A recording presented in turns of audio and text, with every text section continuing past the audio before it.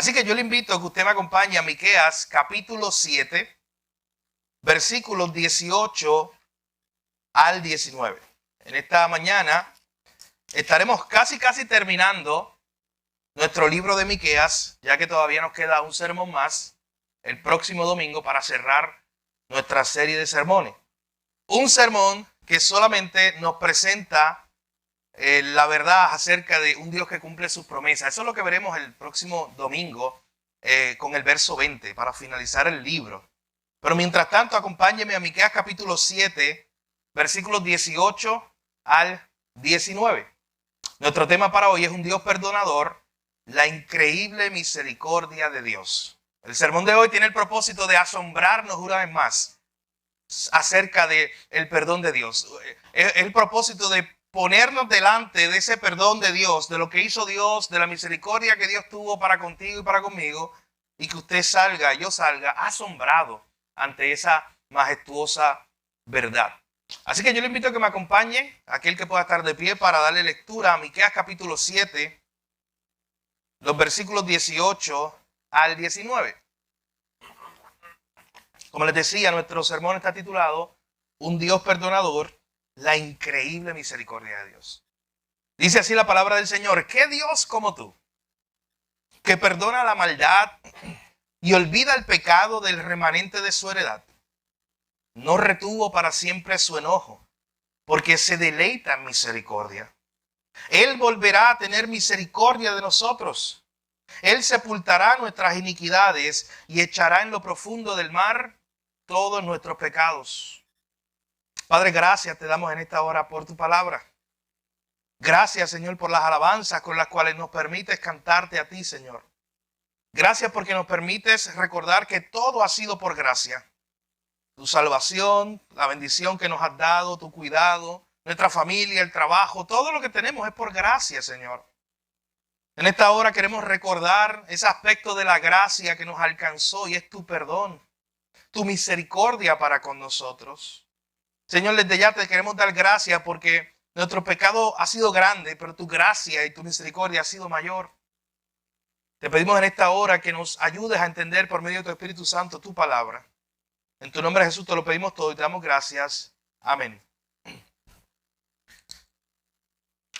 En el año 1993, yo no sé dónde tú estabas, pero yo era un niño de 2 años sin preocupaciones. Allí mi mamá me daba la comida y mi papá y viendo muñequitos y gozando de muchas cosas. Pero yo era un niño en 1993 de 2 años. En ese año, en Chicago, hubo un congreso que se le llamó el Parlamento de las Religiones del Mundo. Imagínense por un momento este tipo de congreso en el cual se invitan a los principales líderes religiosos de diferentes religiones. Allí habían 6,000 delegados. ¿Usted se imagina esa reunión?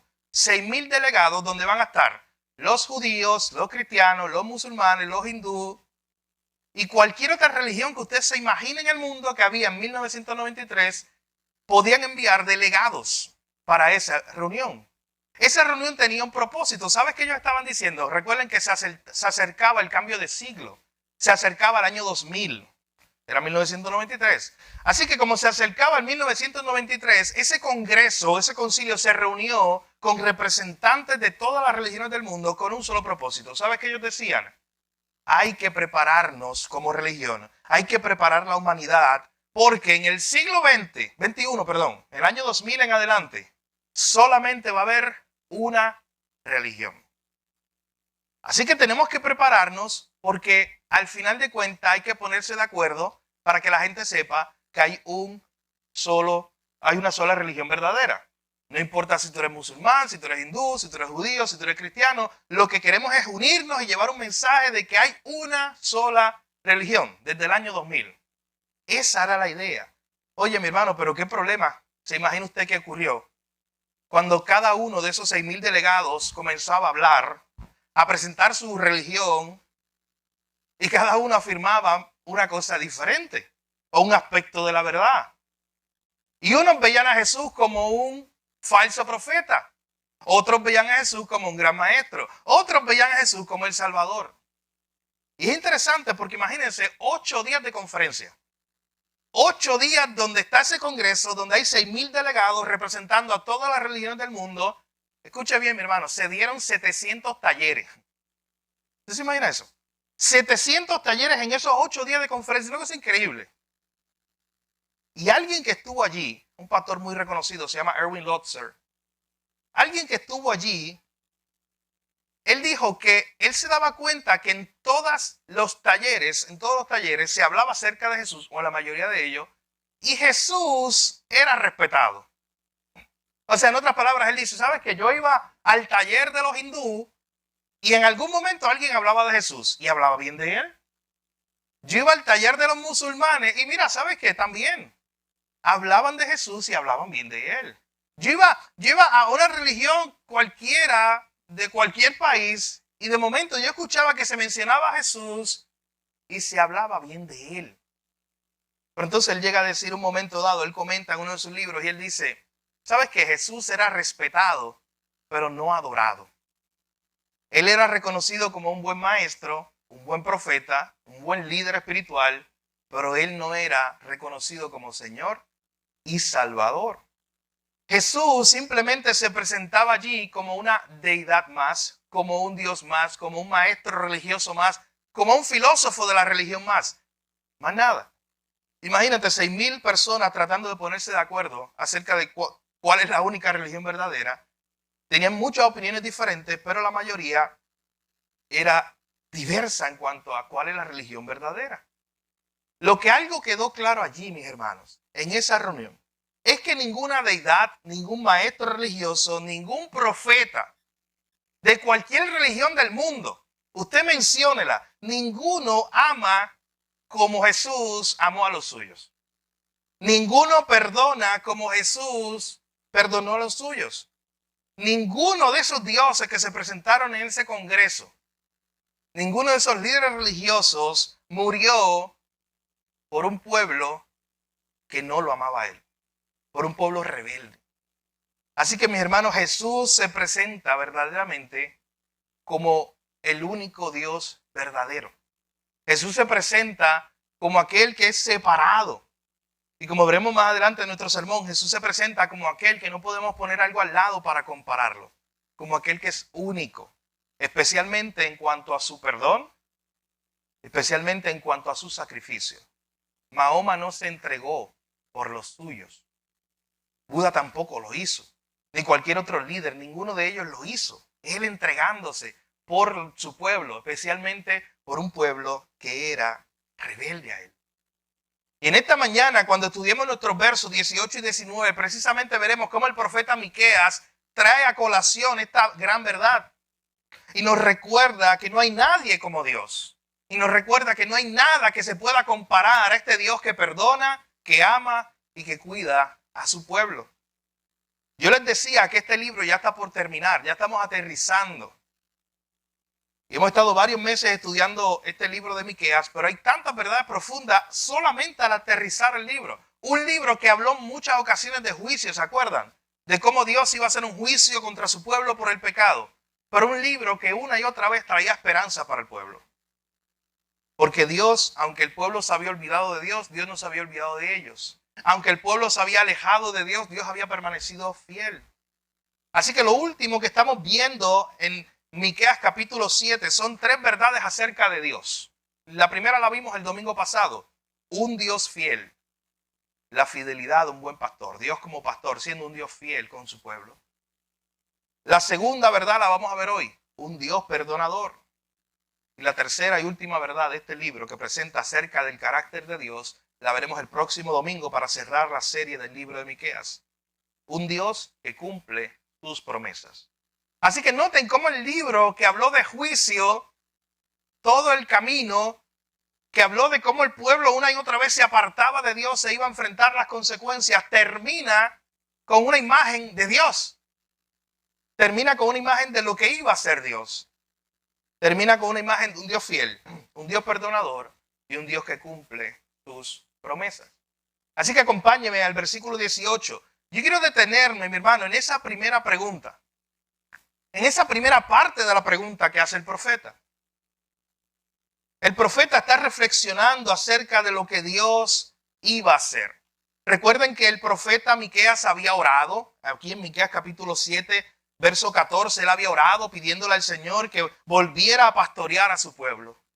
Dios había contestado esa oración, lo vimos el domingo pasado. Recuerden el verso 15, Dios había dicho, yo les mostraré maravillas como el día en que saliste de Egipto. En otras palabras, Dios ya les había dicho, ¿sabes qué, Miqueas? Aunque ustedes se alejaron, yo no me he alejado de ustedes, yo voy a volver a mostrar mi poder, mi gracia para con ustedes. Y lo último que habíamos visto en los versos 16 al 17 es que las naciones de alrededor, los pueblos, verían ese momento. Todos serían testigos de cómo Dios estaba trabajando con su pueblo. ¿Y sabes qué? Serviría para testimonio. Y recuerdo que enfatizamos el domingo pasado esta idea de que la manera en la cual Dios está obrando en tu vida y contigo es un testimonio visible para las personas que están alrededor. Así que si Dios está lidiando contigo a través de pruebas y circunstancias, a través de disciplina o la razón que sea, mi hermano, hay gente, hay familiares, amigos, vecinos, gente que tú ni sabes que están mirando y están viendo lo que Dios está haciendo en tu vida y le está haciendo de testimonio incluso. Así que, ¿cómo se va a acabar este libro? Cuando Miqueas escucha eso de Dios, esa palabra de Dios que dice, sí, yo volveré a tener misericordia de ellos, yo los volveré a amar, yo otra vez haré maravillas con ustedes. ¿Sabes cómo responde Miqueas, mi hermano? Con una alabanza. Y esto que veremos al final es simplemente eso, es una adoración, una alabanza del profeta. Y él comienza con una pregunta. Miren nuestro primer punto. Un Dios sin igual. Miren esa primera parte del versículo 18. Esa pequeña parte de esa pregunta. ¿Qué Dios como tú? Oh, mi hermano, qué impresionante esa pregunta. ¿Qué Dios como tú? La Nueva Traducción Viviente, ese versículo dice, ¿dónde hay otro como tú? Como si el profeta estuviera preguntando, oye, Señor, tú que eres un Dios de gracia, un Dios de perdón, un Dios que a pesar de lo que nosotros hemos sido, tú has permanecido fiel, nos sigues amando. Señor, ¿habrá otro como tú que ame igual a su pueblo? ¿Habrá otro Dios? ¿Dónde está? Se pregunta el profeta, ¿dónde hay otro como tú? ¿Qué Dios como tú? ¿Sabes que Dios había dado testimonio de sí mismo en el libro de Isaías? En el libro de Isaías, capítulo 46, versículos 9 en adelante, el profeta había dicho lo siguiente, escuche. Acuérdense de las cosas pasadas desde los tiempos antiguos, porque yo soy Dios y no hay otro Dios. Escuche bien lo que dice ahora. Y no hay nada semejante a mí. Dios mismo estaba diciendo eso a su pueblo. Se lo dijo a través del profeta. No hay otro Dios y no hay nada semejante a mí. No hay alguien que esté parecido a mí. No hay un Dios que haga lo que yo hago. Miren el verso 10, que anuncio lo por venir desde el principio y desde la antigüedad lo que aún no era hecho. Que digo, mi consejo permanecerá y haré todo lo que quiero. Que llamo desde el oriente al ave y de tierra lejana al varón de mi consejo. Yo hablé y lo haré venir. Yo lo he pensado y también lo haré. Ahí Dios le estaba diciendo al pueblo a través del profeta Isaías, no hay un Dios que haga eso. No hay un Dios que diga las cosas que van a pasar de aquí a 100 años, 200 años y eso pase. No hay nadie que sea como yo. Ese fue el testimonio de Dios mismo. Él dijo, no hay nada semejante a mí. Pero ¿sabes qué? No solamente el Señor testifica de sí mismo que no hay nadie como Él, sino que también a través de toda la Biblia encontramos diferentes personajes que dijeron lo mismo en algún momento y reconocieron que no había nadie como Dios. Y yo quiero, aunque no nos vamos a detener en cada pasaje, yo les voy a mencionar 5 pasajes de la Biblia donde alguien dice esta misma frase que está diciendo el profeta Miqueas. ¿Qué Dios como tú? No hay nadie como tú, Señor. Por ejemplo, usted encontrará a Moisés. En Deuteronomio capítulo 3, versículo 24, Moisés dice, Señor Jehová, tú has comenzado a mostrar a tu siervo tu grandeza y tu mano poderosa. Porque, ¿qué Dios hay en la tierra o en el cielo que haga obras y proezas como las tuyas? O sea, Moisés había visto a Dios, mi hermano, de una forma especial. Usted lo sabe. Moisés fue el que empezó a ver a Dios desde esa zarza ardiente que le estaba hablando y lo estaba llamando y lo estaba capacitando para ir a Egipto a sacar al pueblo. Moisés comenzó a ver las cosas que ocurrían en Egipto. Moisés comenzó a ver, mis hermanos, las situaciones en las cuales Dios intervenía por su pueblo, los milagros que Dios hacía. Y de momento Moisés se hace esta pregunta: ¿qué Dios hay en el cielo o en la tierra que haga obras o proezas como las haces tú? Pero no solamente Moisés lo dijo, ¿sabes qué? Ana, ¿recuerdan a Ana, la mamá de Samuel? En algún momento ella se hizo esta pregunta en 1 de Samuel capítulo 2 versículo 2. Ella dijo: no hay santo como Jehová, porque no hay ninguno fuera de ti. Hermano, el mismo testimonio lo vas a ver una y otra vez. Gente reconociendo: Señor, no hay otro como tú. ¿Sabes quién también lo dijo? David. David en 1 de Crónicas capítulo 17 versículo 20 dijo: Jehová, no hay semejante a ti, ni hay Dios sino tú, según todas las cosas que hemos oído con nuestros oídos. ¿Sabes que Salomón también dijo esta misma verdad? En 1 de Reyes capítulo 8 versículo 23, Salomón dijo: Jehová Dios de Israel, no hay Dios como tú. Mi hermano, y podría estar aquí toda la mañana presentándole personaje tras personaje de la Biblia que dice lo mismo, que en algún momento dice: oye, no hay alguien como tú, Señor. Tú eres único. Hemos visto muchas cosas, pero no hay ninguno que se compare a ti. Por último, en esta sesión, miren a Jeremías, el profeta, diciendo lo mismo. Jeremías capítulo 10, versículo 6, el profeta dijo: no hay nadie como tú, Jehová. Grande eres tú y grande es tu nombre en poderío. No hay nadie como tú, Señor. No hay nadie como tú. Tenemos 5 personajes de la Escritura y los 5 dicen exactamente lo mismo. No hay nadie como tú, Señor. Esa es la pregunta que se está haciendo Miqueas en el verso 18. ¿Qué Dios como tú? Hermano, y cuando los autores bíblicos se hacen esta pregunta, ¿sabes qué ellos están diciendo? Oye, Dios es único, Dios es especial. Dios no se parece a nada de lo que tenemos aquí en la tierra. No lo podemos comparar. Él es perfecto. Y cuando hay algo que es perfecto, es algo que está completo. Es lo único perfecto. De hecho, hay un autor que dijo lo siguiente acerca de Cristo como único, como perfecto. Él dijo: Jesús es el perfecto Salvador. Él no necesita ningún ornato para ensalzar su belleza. O sea, Jesús no necesita que tú le hagas algún arreglo para hacerlo más bonito de lo que es. Él no necesita de ningún ensalzamiento humano para resaltar su grandeza. Él no necesita que nosotros adobemos o decoremos quién es Él para que la gente vea lo grande que es Él. Y miren las preguntas que el autor se hace. ¿Quién podrá refinar el oro que ya está refinado? ¿Quién podrá blanquear la nieve que ya es blanca? ¿Quién podrá perfumar una rosa que ya tiene perfume? ¿Quién le podrá poner mejores colores a una puesta de sol? Y el autor se hace estas preguntas poéticamente para decir: ¿sabes qué? Cuando tú ves a Cristo y lo ves como el único, perfecto Salvador, es como cuando tú tratas de hacerlo más bello a Él, es como tomar algo que es puramente blanco y tú querer hacerlo más blanco. Eso es imposible. Él es perfecto, Él es separado, Él es único. Paul Washer dice: ¿sabes qué? Él no tiene comparación, Él tiene su propia categoría. Usted sabe que los filósofos desde la antigüedad, yo recuerdo en la Universidad Católica, la clase de filosofía, a mí me gustó mucho, me impactó mucho esa sección donde hablaban de Aristóteles, Sócrates, desde los primeros filósofos hasta Kant del siglo XVIII, y decían que estos filósofos trataban de poner en categorías todas las cosas. Por ejemplo, oye, vamos a poner los animales en una categoría, los árboles en una categoría, los seres humanos en una categoría.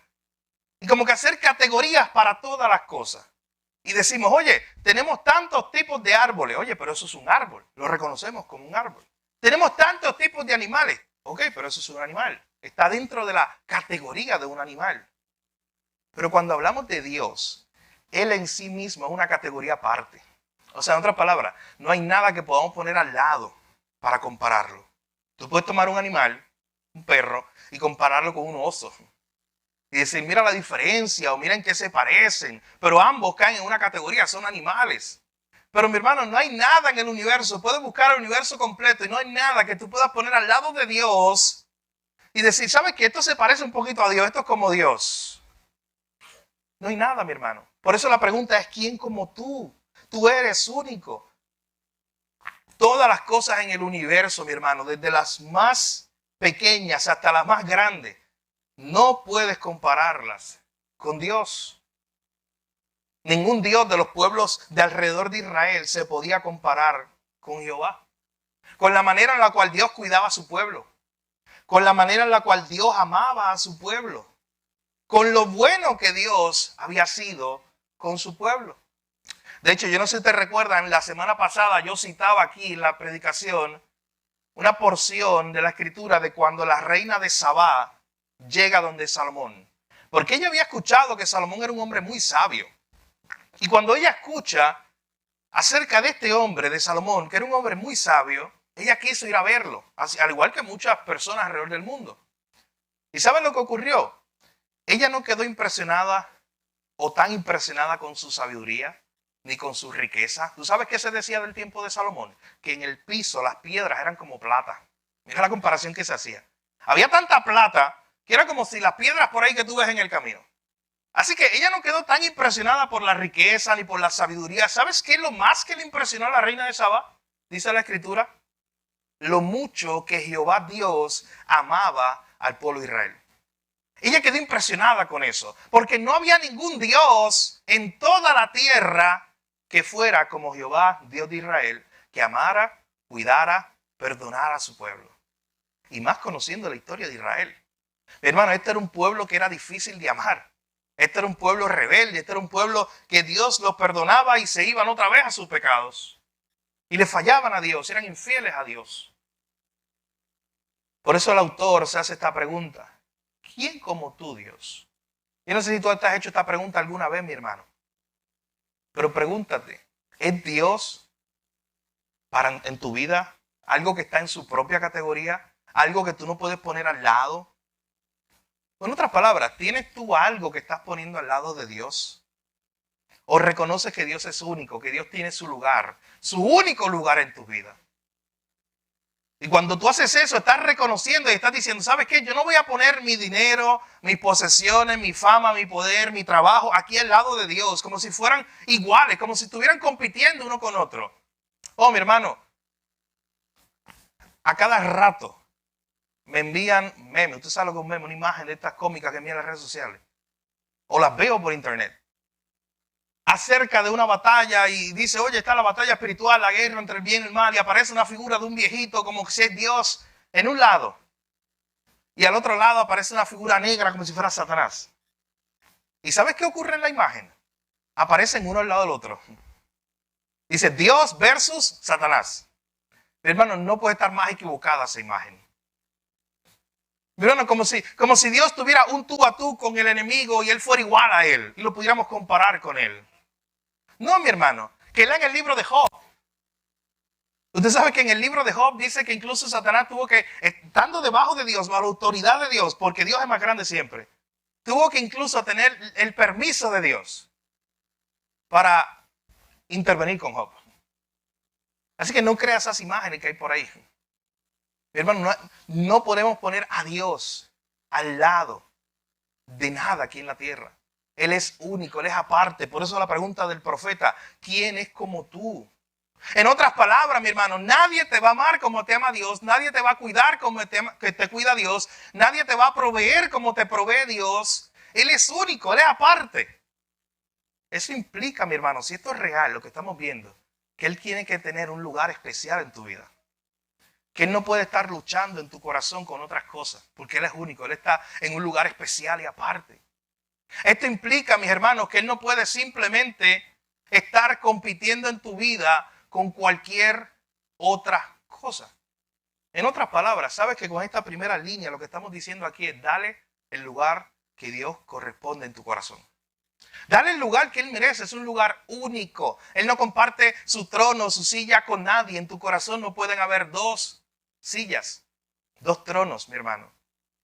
La pregunta que hace el profeta, ¿qué Dios como tú? ¿Quién es como tú, Señor? No hay nadie como tú.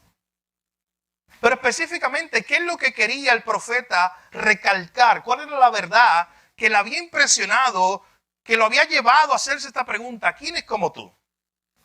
Mira aquí nuestro segundo punto, ahí mismo en el versículo 18. Un Dios que se deleita en perdonar. El profeta se había hecho esta pregunta porque verdaderamente se había sorprendido con el Dios perdonador que había conocido. Mire lo que dice: ¿qué Dios como tú, que perdona la maldad y olvida el pecado del remanente de su heredad?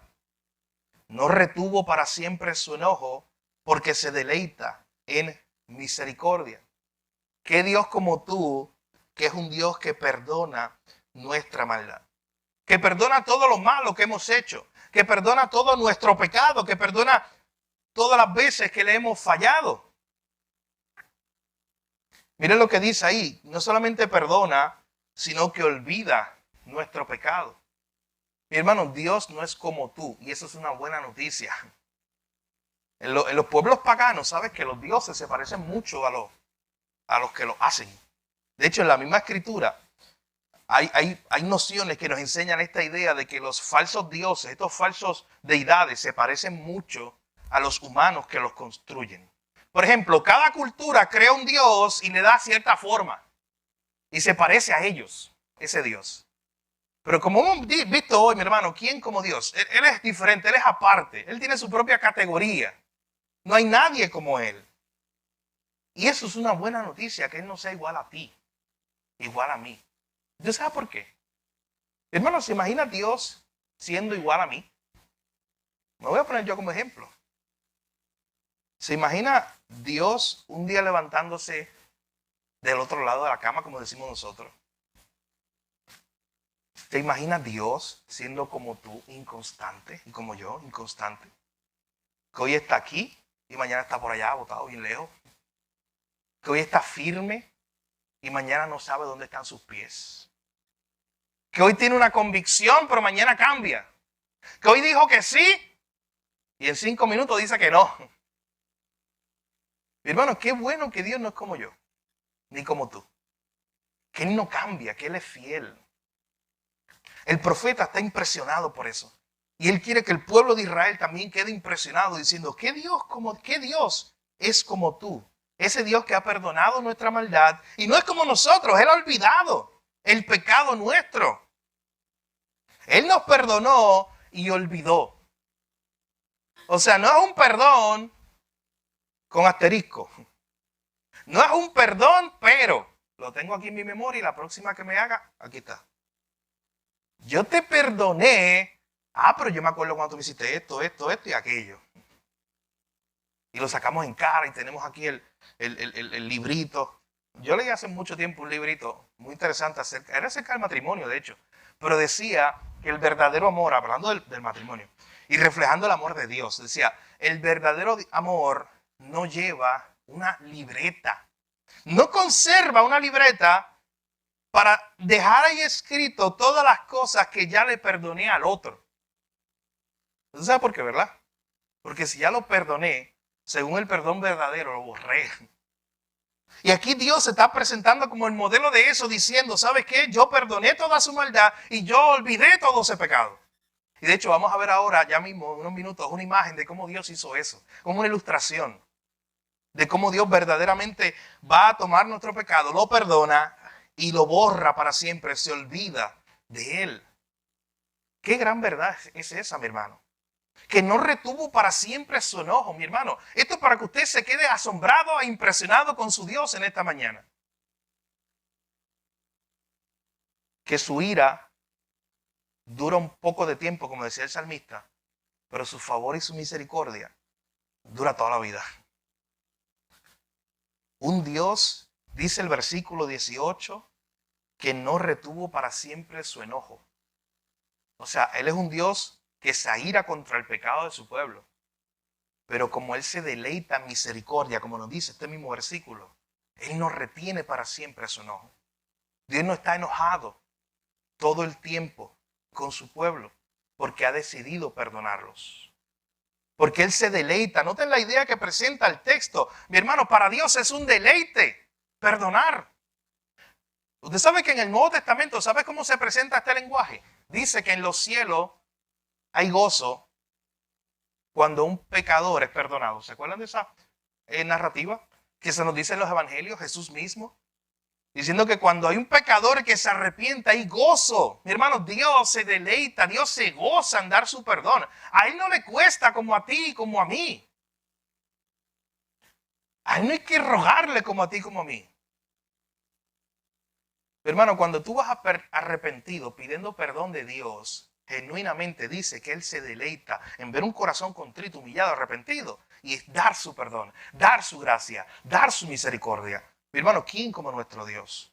Como decía el profeta. Y vuelvo y repito, gracias a Dios que Él no es como yo, ni es como tú, que le da muchas vueltas al asunto y decide si perdonar o no, y pone condiciones. Mi hermano, nadie como nuestro Dios. Él no retiene para siempre su enojo. Él se deleita en misericordia. Para Él es un gozo perdonar. ¿Y sabe qué? ¿Recuerdan el libro de Lamentaciones? Ese libro donde tenemos al profeta Jeremías lamentándose porque Jerusalén había sido destruida, porque Dios había castigado a su pueblo. Ese es el mismo libro que nos dice en Lamentaciones capítulo 3, que son nuevas cada mañana las misericordias de Dios. Hermanos, son nuevas cada mañana. ¿Sabes qué es un versículo que yo traigo a mi memoria constantemente? Mi hermano, no importa lo que pasó el día anterior, usted se acuesta y en la mañana hay nuevas misericordias para ti. Porque la fuente de la misericordia, que es Dios mismo, mi hermano, no se agota. Y gloria a Dios por eso. La misericordia de Dios está disponible para ti. El perdón de Dios está disponible para ti. Y si tuviste mucha misericordia hoy, ¿sabes qué? Si vas arrepentido, pides perdón por tus pecados, puedes mañana experimentar más misericordia de Dios. Es una gran esperanza, que no importa cuán difícil haya sido este día, mañana va a haber misericordia de Dios. Hermano, eso es lo que nos mantiene en pie todos los días. Esa misericordia de Dios. Y el saber que mañana estará disponible para ti y para mí. Esa misericordia estará disponible mientras Dios exista. ¿Y sabe qué? Buena noticia, Dios es eterno. Esa misericordia durará por siempre. Qué gran verdad para nosotros hoy. Que Dios no retiene para siempre su enojo con su pueblo, porque Él se complace en tener misericordia. Él se goza, Él se deleita, Él se alegra en dar misericordia. ¿Y sabes cómo podemos definir la misericordia? Hay varias definiciones que diferentes autores han dado, pero tratan de comparar la palabra misericordia y la gracia, que a veces parecen sinónimos. Pero usted sabe que la misericordia de Dios es cuando no se nos da lo que merecemos. Eso es la misericordia de Dios. Merecemos la ira, merecemos el castigo. Cuando no se nos da eso, eso es misericordia. Oye, tú fuiste infiel a Dios, yo fui fiel a Dios. Y como quiera Él fue fiel a mí, eso es misericordia. No se nos da lo que merecemos. Él no nos paga, Él no es como nosotros, como hemos venido diciendo. Él no nos paga mal por mal. Como tú y yo hacemos a veces. Esa es la misericordia de Dios, cuando no nos da lo que nos merecemos. Sabes que el salmista trataba de reflexionar en esto y en el Salmo 130, versículos 3 y 4, miren bien lo que dice el salmista acerca de esta verdad. Él dice, Jehová, si mirares a los pecados, ¿quién, oh Señor, podrá mantenerse? Wow, miren esa pregunta. ¿Sabes que si esa fuera la única pregunta que hubiera ahí en la Biblia, hay problema? Porque esa es la mala noticia. Yo lo que les voy a enseñar en el Salmo 130 ahora es el Evangelio para que usted vaya afuera y lo comparta esta noche, esta tarde, mañana, en algún momento de la semana con alguien. Comparta el Evangelio con alguien utilizando este Salmo 130. Miren la mala noticia. Todos somos pecadores. Y si el Señor mira a los pecados y mira esta realidad de que nosotros todos somos pecadores y le hemos fallado, ¿quién, oh Señor, podrá mantenerse? Versículo 4. Miren la buena noticia del Evangelio. Pero en ti hay perdón, para que seas reverenciado. Ese pero lo cambia todo. El Evangelio. Pero en ti hay perdón. Algo tú hiciste. Ahí está la cruz. Ahí está Cristo. Algo tú hiciste que perdonaste esos pecados y ya no miras nuestros pecados. Ahora miras a aquel que murió por nuestros pecados. Mi hermano, nunca dejes de asombrarse. Nunca dejes de decirle a Dios, Señor, ¿quién como tú? No hay nadie que sea como tú. Un Dios que perdona, que olvida, que no retiene para siempre su enojo, porque Él se deleita en tener misericordia. Y en tercer y último lugar, hemos visto un Dios sin igual, un Dios que se deleita en perdonar, en tener misericordia. Y en tercer y último lugar, miren conmigo el verso 19. Un Dios que quita nuestro pecado. Escuche bien. Un Dios que quita nuestro pecado. No solamente de una forma teórica o abstracta. Él quita verdaderamente nuestro pecado. Miren lo que dice el verso 19. Él volverá a tener misericordia de nosotros. ¿Usted sabe qué? El profeta, como había conocido a Dios, había conocido el cuidado de Dios, la gracia de Dios, el perdón de Dios, como él sabía lo que acabamos de ver, de que Dios se deleita en misericordia y no retiene para siempre su enojo, él sabía que Dios volvería a tener misericordia. Es lo que decíamos hace unos minutos de Lamentaciones capítulo 3, la esperanza de que tú tienes, mi hermano, hoy, de que Dios va a volver a tener misericordia de ti. Mañana. Porque son nuevas cada mañana. El profeta sabía eso. Y ahora viene una imagen muy impresionante. Miren lo que dice la segunda parte del verso 19. Lo que hace Dios con nuestro pecado. Mi hermano, cuando Dios lidia con nuestro pecado, no lidia superficialmente con él. No es como la marca que tú fuiste al supermercado a comprar de detergente porque en el anuncio la camisa quedaba blanca y brillando. Y usted la fue a comprar, tenía una mancha. Imagínate una camisa blanca, muy blanca, con una mancha de espagueti. Chef Boyardee. ¿Usted se imagina eso? Hice la comparación que podemos imaginar que más tenemos en la mente de lo que es esa mancha. Y usted trata, porque el producto que le ofrecieron, que apareció en televisión, aparecía la ropa blanca. Y usted trata con ese producto y de momento no le funcionó igual. Queda, y tú sabes de qué le hablo, queda como un anaranjado bien clarito. Bueno, hágalo con el plato que usted usa. No use un plato blanco para comer Chef Boyardee. Y lo ve igual. Hermano, cuando Dios lidia con nuestro pecado, no lidia como muchas veces esas cosas, esas manchas que no salen, que salen a media, que salen a mitad, que hay que darle doble tanda, que hay que darle más líquido ahí de fregar para sacarle, que hay que dejarlo en agua hasta el otro día para que el plato se ponga blanco otra vez. No, mi hermano, cuando Dios lidia con nuestro pecado es una vez y para siempre, borra toda maldad, borra todo lo oscuro, todo lo sucio y nos hace puro, nos hace blanco por su santidad. Mi hermano, ¿y cómo usted lo ve? Miren aquí esta imagen que trata de traer el profeta. Él dice, sepultará nuestras iniquidades. A mí me encantan otras traducciones. ¿Sabes qué dicen? Porque es la palabra hebrea. ¿Sabes qué dicen? Dios va a poner nuestras iniquidades, nuestros pecados debajo de sus pies. Para no verlo. Para aplastarlos, para salir de ellos, para destruirlos. Nuestros pecados. Cuando Dios nos perdona, dice el texto que Él aplastará o sepultará nuestras iniquidades. Él los pondrá debajo de sus pies para destruirlos y nunca verlos más. Él no se anda mirándose debajo de sus zapatos, utilizando la misma imagen del profeta para recordar tus pecados.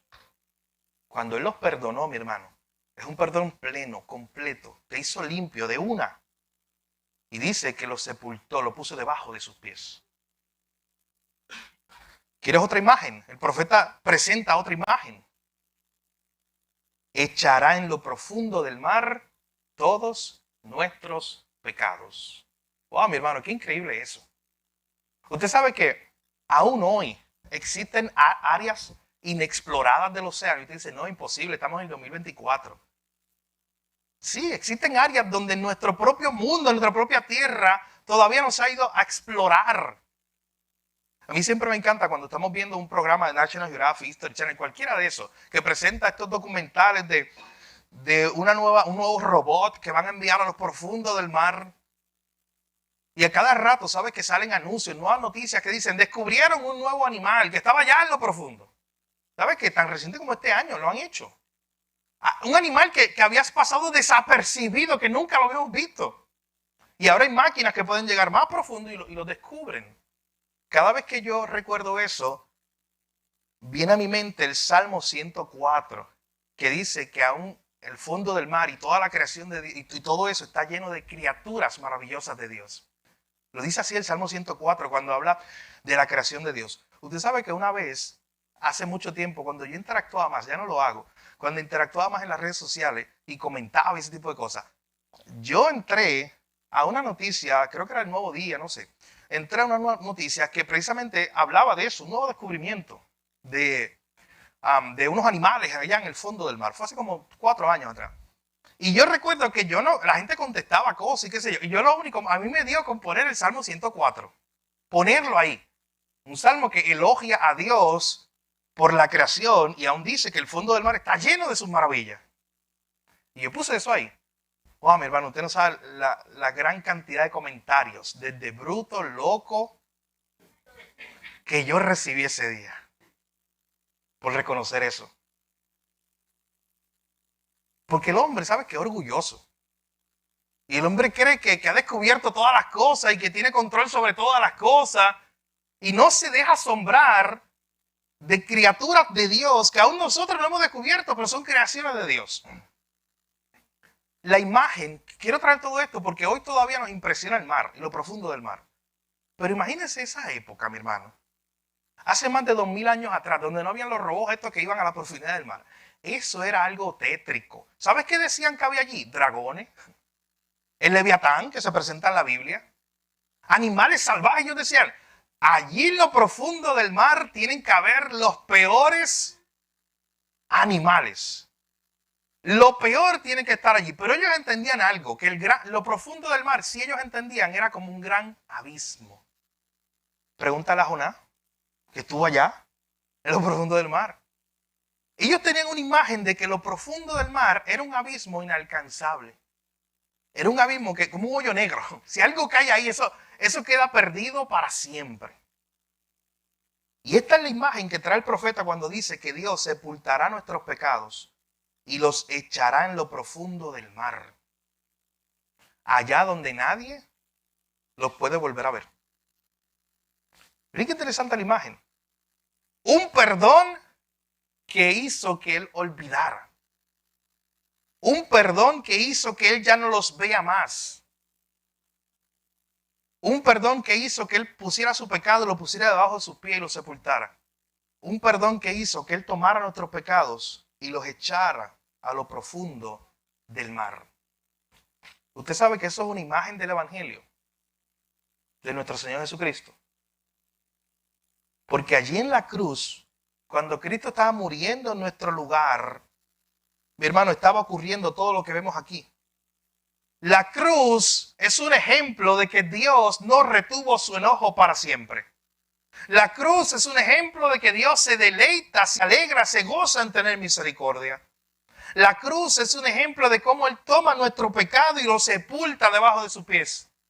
La cruz, allí Cristo en la cruz, es un ejemplo, mi hermano, para nosotros. De cómo Él toma nuestro pecado y lo echa en lo profundo del mar. Cómo Él toma nuestro pecado y de una vez y para siempre lidia con él. Mi hermano, recuerden que Jesús no pagó el pronto para que usted pague la mensualidad en la cruz. Recuerden que Jesús no lo hizo 1% salvo en la cruz para que usted resuelva como pueda. ¿Usted se imagina eso? Que lo que hubiera pasado en la cruz fuera simplemente una posibilidad.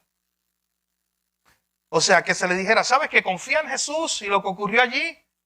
Y eso te da el 1% de salvación, pero el resto trata tú, resuelve tú como puedas. ¿Sabes qué? Te aseguro, todos estuviéramos perdidos. Todavía tratando de buscar de cómo salvarnos. No, mi hermano, allí en la cruz, Jesucristo, uno de sus gritos, ¿sabes cuál fue? Consumado es. Y cuando Él dijo consumado es, era porque el 100% de nuestra salvación estaba completa. Porque el 100% de nuestro perdón estaba completo. Porque Él allí estaba sepultando nuestras iniquidades y echando nuestro pecado en el fondo del mar. Allí estaba Jesús haciendo eso.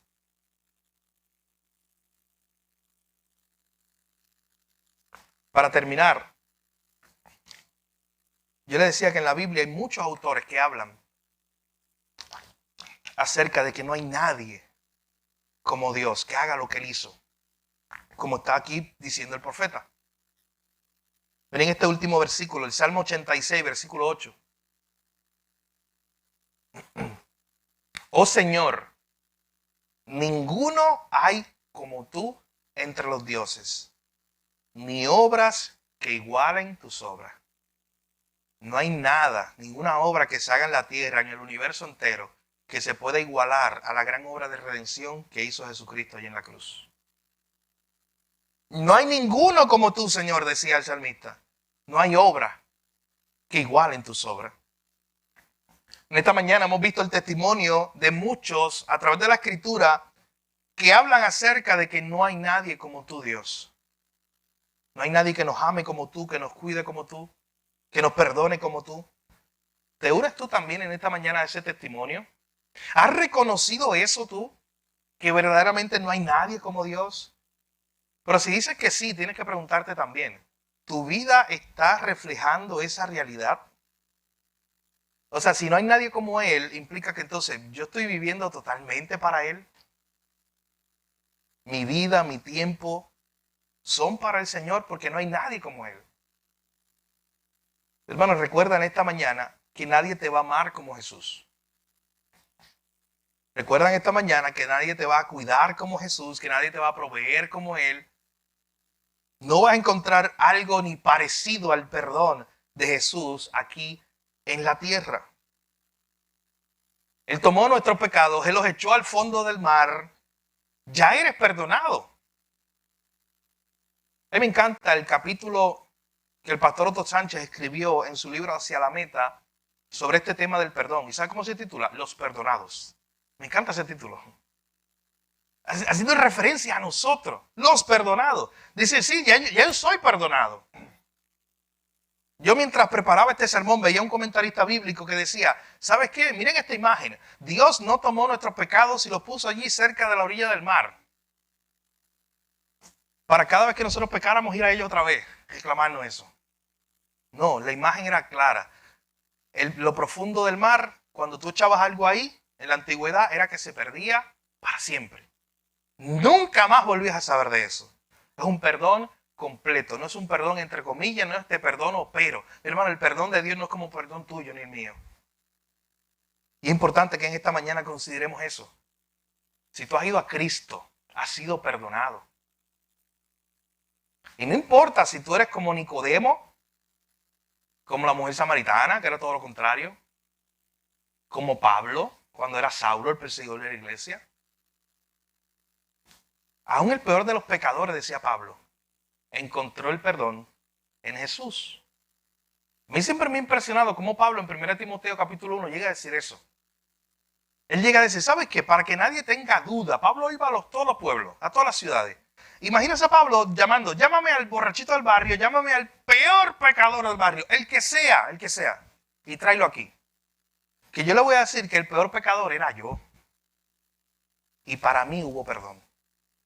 Y si para mí hubo perdón, puede haber perdón para ti también. Terminaba Pablo predicando así en cada ciudad.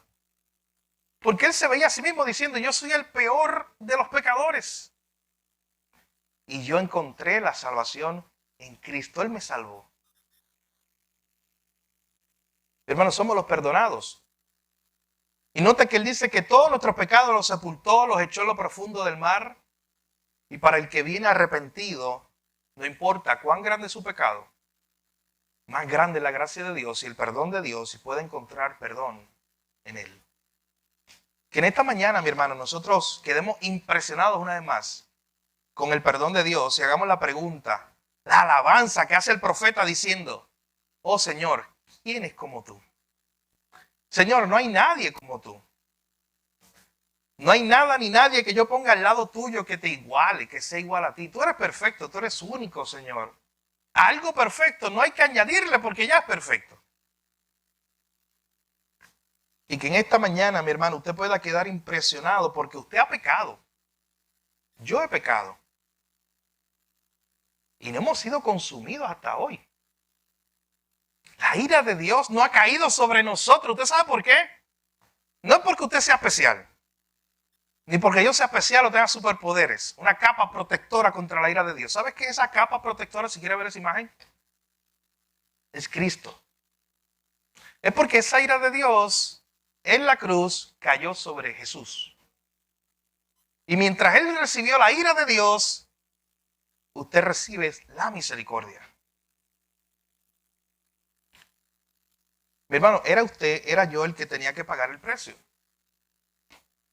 Y la próxima vez que usted peque, no importa el pecado, y usted vaya a Dios arrepentido, genuinamente arrepentido, diciéndole, Señor, pequé contra ti, sin excusa, como hemos visto en las predicaciones aquí. Esté seguro que si usted va con un corazón arrepentido delante de Él, no importa qué grande su pecado, mi hermano, usted va a ser perdonado. Y ya Dios lidió con ese pecado una vez y para siempre. Y miren la imagen que le quiso dar hoy.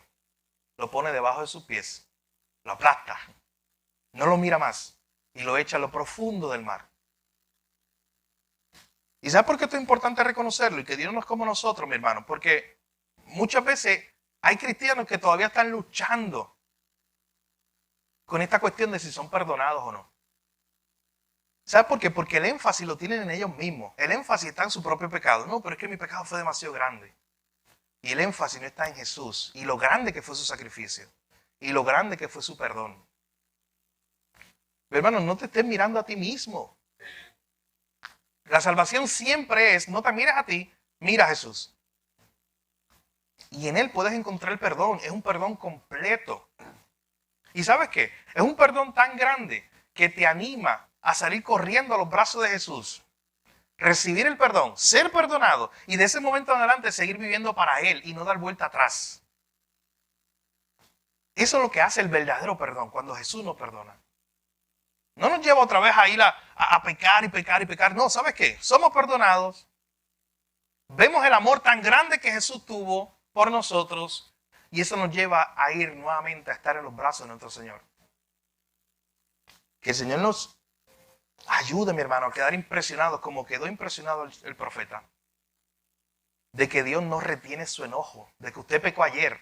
Antes de ayer usted pecó. La semana pasada usted pecó. El mes pasado usted pecó. Mire cuántas veces usted ha pecado este año que tiene 5 meses.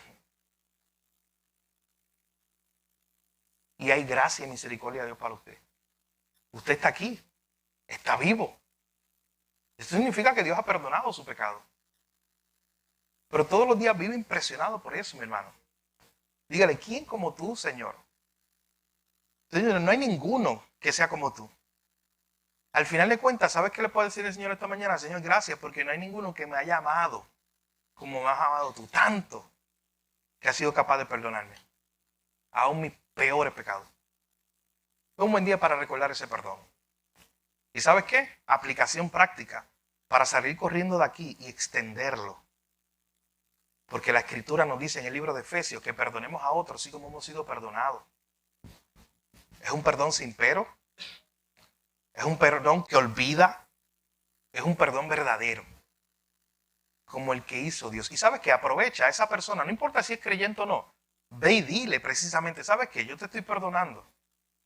Porque Cristo me perdonó a mí. Y mis faltas eran más grandes de las que tú me pudiste haber hecho a mí. Y Él me perdonó. Y Él me sigue amando. Así que por eso yo te perdono. Es un buen momento para pensar en eso, mi hermano. Y que el Señor nos ayude a vivir todos los días impresionados con ese amor tan grande que Él ha tenido para con nosotros. Nadie te va a amar como Él, mi hermano, nunca lo dudes. Un amor que aunque tú te hayas alejado, el amor de Dios, el fiel, siempre está ahí para ti. Y eso es pura gracia. Vamos a orar. Padre, gracias, Señor. Gracias por tu misericordia.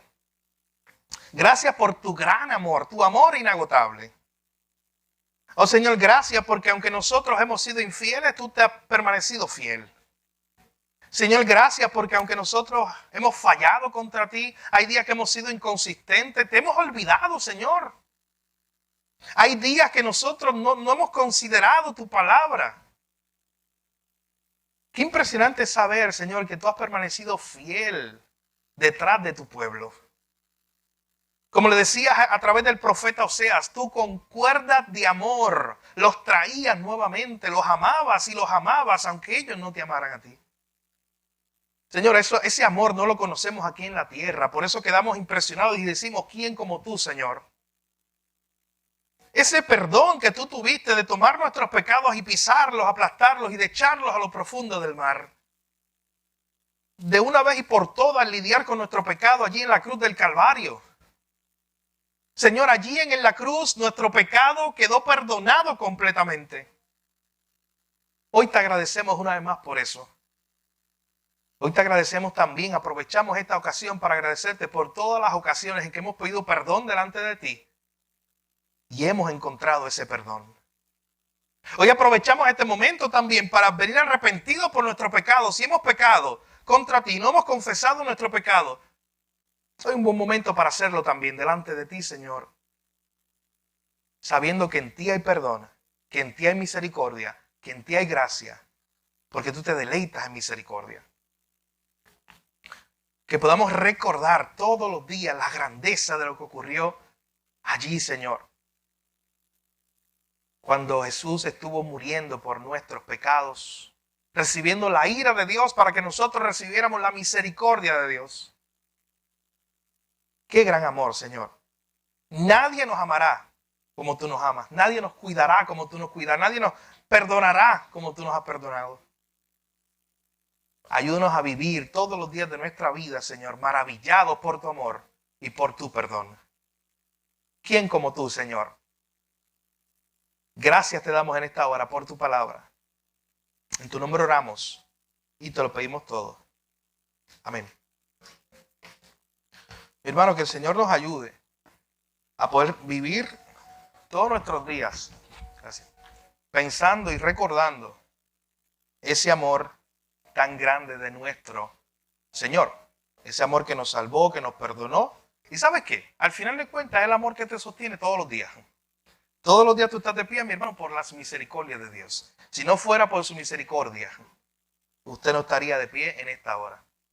Y todos los días, a través de Cristo, esas misericordias están disponibles para ti y para mí. Así que hoy es un día de gozo. ¿Sabe por qué? Porque usted puede recordar esa misericordia de Dios, ese perdón de Dios para con usted. Así que es importante que en esta mañana, si tú estás aquí y no has conocido a Cristo, que tú vayas a Él. Si tú estás aquí y no has puesto tu vida en Jesús, tu confianza en Jesús, hoy es el día donde tú escuchaste el mensaje, tú escuchaste el evangelio, lo que ocurrió allí en la cruz, el justo por los injustos, estaba muriendo allí. De una vez y para siempre Dios estaba lidiando con el pecado del hombre. Jesús pagó el precio. Jesús murió en tu lugar. Y hoy tú puedes reconocer que eres pecador y que necesitas la gracia de Dios para salvarte. Hoy puedes venir a Jesús y ser salvo. Ven a Él hoy. No te vayas de este lugar sin orar al Señor, pidiéndole perdón por tu pecado y diciendo que hoy y pidiéndole que hoy te ayude a entender ese perdón y vivir para Él. Y como iglesia también recuerden eso. Nunca nos olvidemos de ese perdón tan grande. La aplicación práctica, tenemos que extenderlo a otros. Tenemos que hablarle a otros acerca del único lugar donde van a encontrar el perdón. Porque sabes que hay mucha gente allá afuera que está luchando con su conciencia, con su pecado y no saben cómo resolverlo. Es como tener una gran enfermedad y no tener la cura. Tratando por muchos remedios y muchas formas, pero ellos no lo tienen, la cura. Esa cura para el pecado solamente está en Cristo. Y a ti te ha llegado, no porque te la ganaste, porque la buscaste, porque Él te la dio. Llévasela a otro. Compártela con otro esta noticia. Dile, ¿sabes qué? Yo soy de los perdonados. Yo fui perdonado. Tú puedes ser perdonado también. De hecho, ¿sabes que aún eso puede ser aún una manera de rompehielo para tú empezar una conversación con alguien? Imagina mañana en el break de almuerzo en el trabajo decir, ¿sabes que yo soy de los perdonados? Y la primera quizás pregunta te va a hacer, pero este loco, ¿de qué está hablando? ¿Perdonado de qué? ¿De qué te perdonaron? ¿De qué tú hablas? Y mi hermano, y ahí usted puede hablar en ese mismo momento acerca de Jesús. De que Jesús perdonó sus pecados. Y le muestra esta imagen. Y le dice, mira lo que Jesús hizo con nuestro pecado. Lo echó al fondo del mar. Nos perdonó de verdad. Y hoy tú puedes recibir ese perdón. Una forma en la cual tú puedes llevar a otros a Cristo. Que el Señor nos ayude, mi hermano, a vivir impresionados todos los días con ese gran perdón de Dios.